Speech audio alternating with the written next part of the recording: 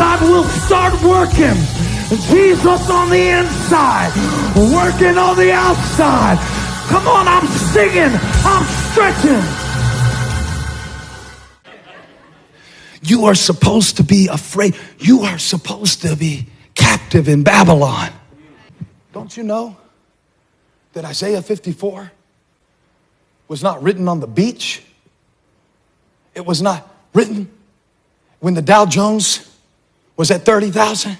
Don't you know that Isaiah was a prophet? And the job of the prophet is to give people a vision that is not dependent on a situation.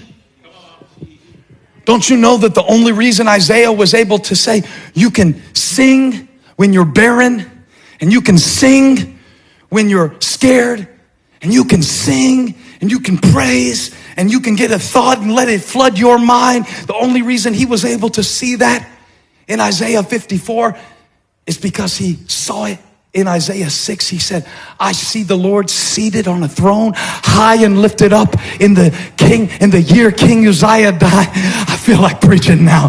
I don't know what happened to me today, but I've been in the house long enough. I've been listening to the wrong voices long enough. I've been trying to worry and figure it out long enough. And God said, this is a space. I am creating space. Look, Isaiah said the captivity is an opportunity.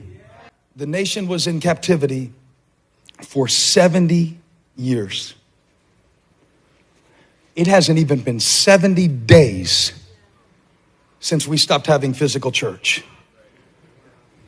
And some people, not you, I mean, you're watching, right? You're here.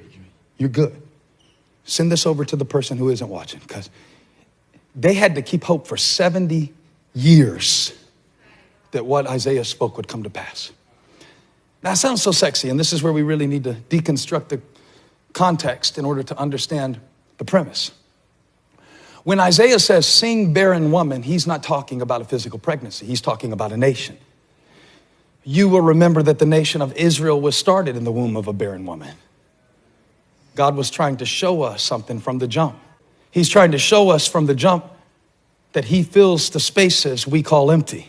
That what you thought was wasted, God is going to use, watch this, to show himself strong. Flex space. He gave them a weird command. And he gave them this command, this was interesting, 200 years before it would come to pass. Isaiah did not even live to see what he spoke of. He spoke of Jesus, and isn't that the challenge of faith? Is to keep speaking and believing what God showed you. God, give me a vision.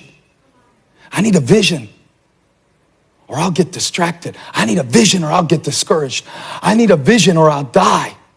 Where there is no vision, the people perish. A lot of us are dying right now because we lost sight of what God spoke.